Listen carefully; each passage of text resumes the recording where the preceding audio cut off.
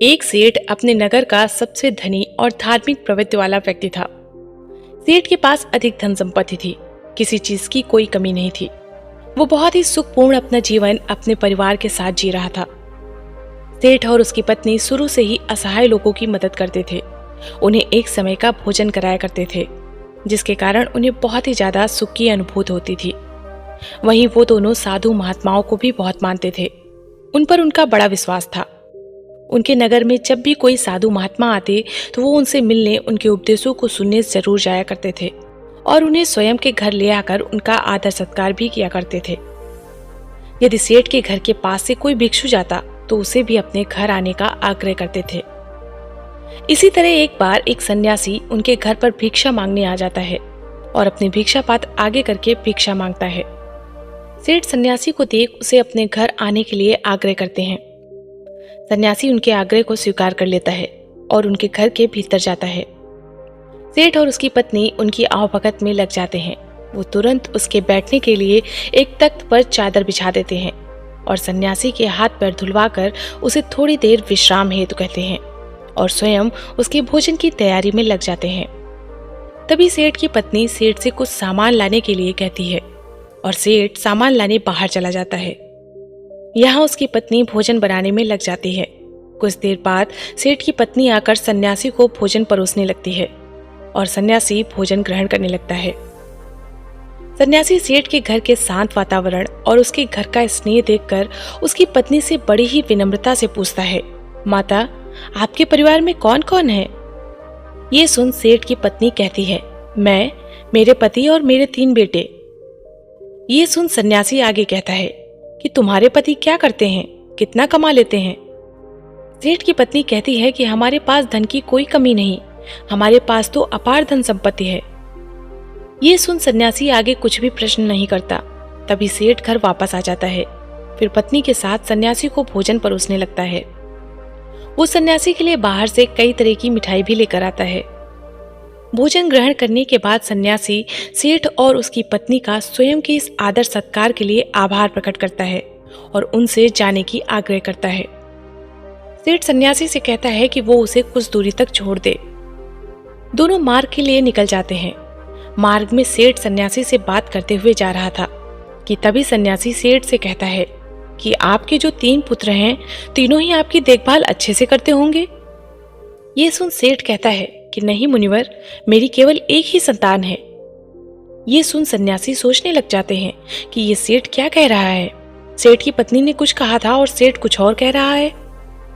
फिर सन्यासी सेठ से कहता है कि आपके पास तो बहुत धन है, आप इतने धनी हैं कि सुख से रहते होंगे। सन्यासी सेठ का उत्तर जानने के लिए ये बात करता है कि तभी सेठ उत्तर देता है, नहीं, मैं कोई धनी नहीं, मैं तो केवल 20,000 रुपए का ही मालिक हूँ।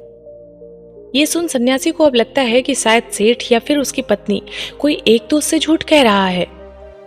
सन्यासी फिर सेठ से पूछता है कि आपकी आयु क्या है? सेठ कहता है कि मैं 50 वर्ष का हूँ। ये सुन सन्यासी को लगता है कि ये तो सेठ एक वृद्ध है, इसकी आयु 70 से कम नहीं है, लेकिन ये हर बार गलत उत्तर क्यों दे रहा है, ये झूठ क्यों बोल रहा है। ये सोच सन्यासी अब सेठ से कहता है कि आप इतने धार्मिक होकर भी झूठ बोलते हैं, असत्य का सहारा लेते हैं, आपको देखकर ऐसा लगता तो नहीं। ये सुन सेठ हैरानी से कहता है कि क्षमा करें मुनिवर, लेकिन मैंने आपसे क्या झूठ बोला है, मैंने तो आपसे ऐसा कुछ भी नहीं कहा। ये सुनकर सन्यासी कहता है कि जो कुछ भी मैंने आपसे पूछा वही प्रश्न मैंने आपकी पत्नी से भी किए थे, लेकिन दोनों के उत्तर अलग हैं। ये सुन सेठ कहता है कि कैसा प्रश्न मुनिवर? तब सन्यासी कहता है कि मैंने आपकी पत्नी से पूछा था कि उनके घर में कौन कौन है, तो उन्होंने कहा कि आप दोनों के अलावा आपके 3 पुत्र हैं, लेकिन आप कहते हैं कि आपकी केवल एक ही संतान है।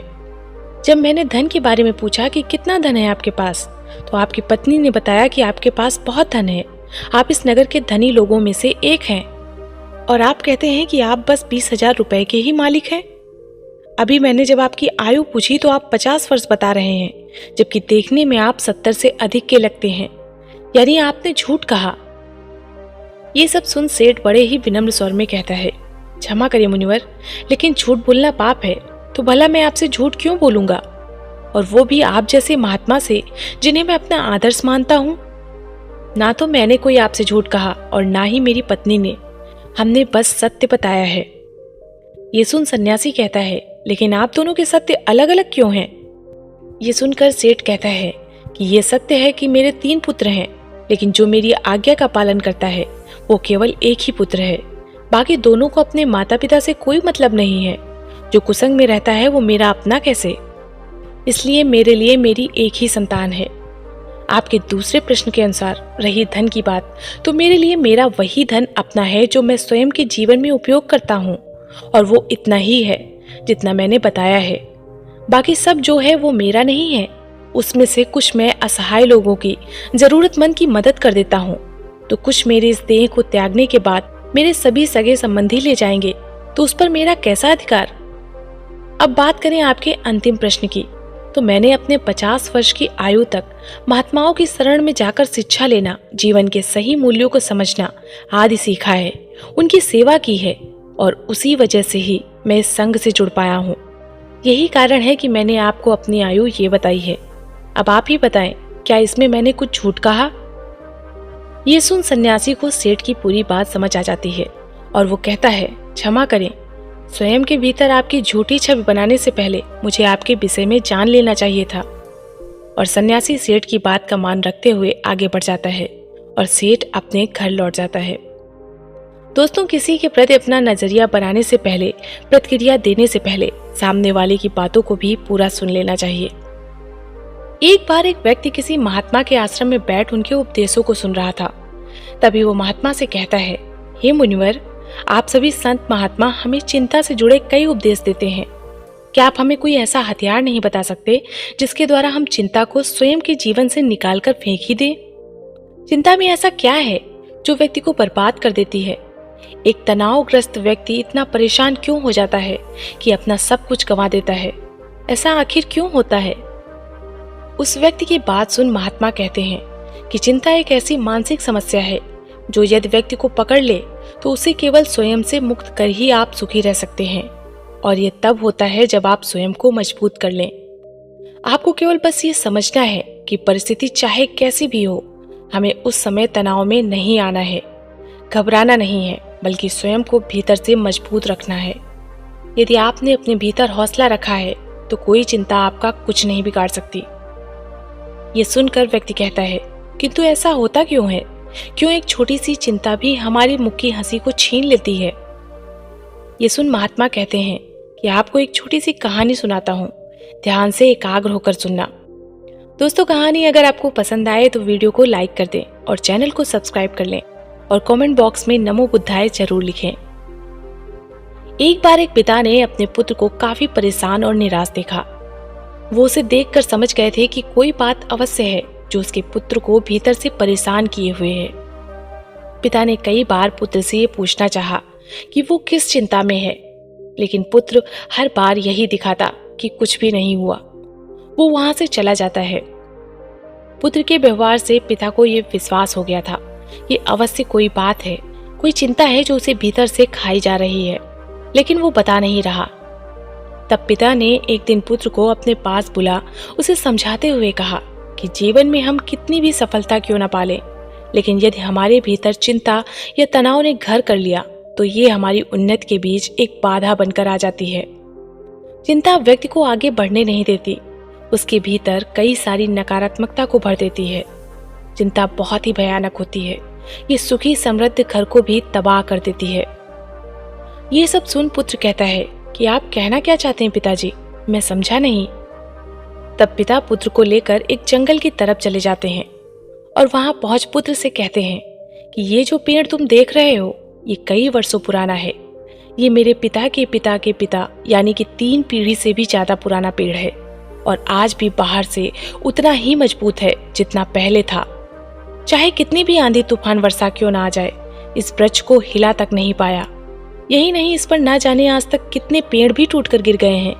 बिजली गिरी है लेकिन फिर भी नहीं गिरा, वहीं पर खड़ा है पूरी मजबूती के साथ। ये सब सुन पुत्र पिता से कहता है कि लेकिन ये सब आप मुझसे क्यों कह रहे हैं? तब पिता आगे कहते हैं कि यहाँ मेरे साथ पीछे की तरफ आओ, मैं तुम्हें कुछ दिखाता हूँ। पुत्र पिता के साथ पेड़ के पीछे जाता है। पिता कहते हैं, यहाँ पेड़ के पीछे दीमक देख रहे हो? पुत्र कहता है, हाँ पिताजी, मैं दीमक को देख पा रहा हूँ। फिर पिता आगे कहते हैं कि इस दीमक ने भीतर से इसकी छालों को पूरी तरह कुतर दिया है और बाहर की तरफ पूरी तरह नष्ट हो गया है। ये सब सुन पुत्र अब की बार भड़क जाता है और अपने पिता से कहता है, आप कहना क्या चाहते हैं? मुझे ये सब क्यों बता रहे हैं? भला मैं इन पेड़ों के बारे में जानकर क्या करूं? पुत्र को यूं क्रोध में देख पिता कहते हैं कि शांत हो जाओ, तुम्हें सही तरह से बात समझाने के लिए ये सब कह रहा हूं। ये सुन पुत्र कहता है, आप क्या समझाना चाहते हैं पिताजी?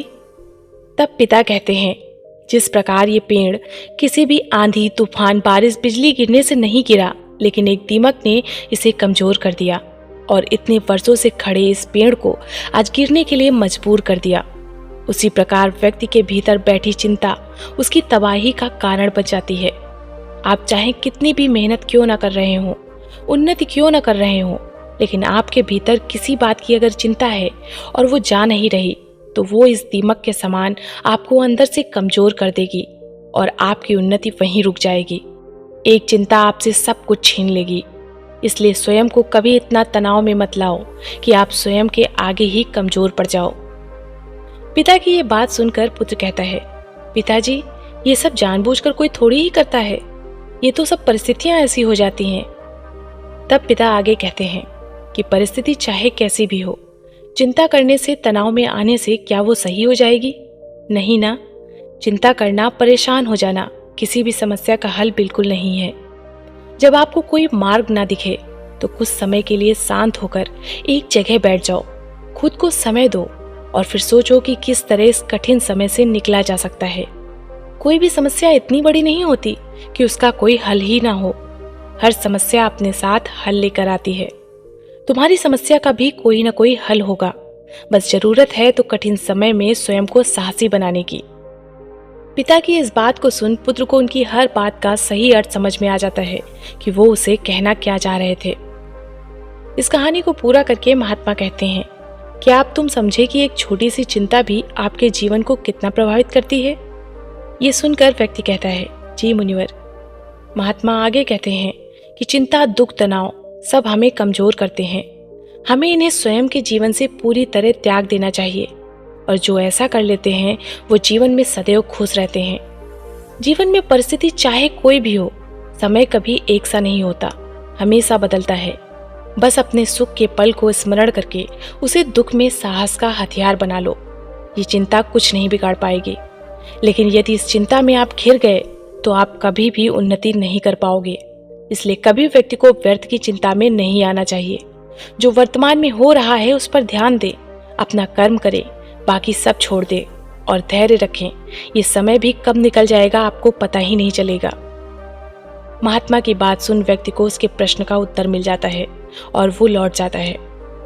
अतः चिंता व्यक्ति के जीवन की सभी खुशियां, सुख, समृद्धि छीन लेती है। इसलिए व्यर्थ में इन सब में नहीं पड़ना चाहिए। स्वयं को चिंता मुक्त रखें, तभी आप जीवन में खुश रह सकते हैं। आशा करती हूँ कि ये बात आप समझे होंगे। धन्यवाद।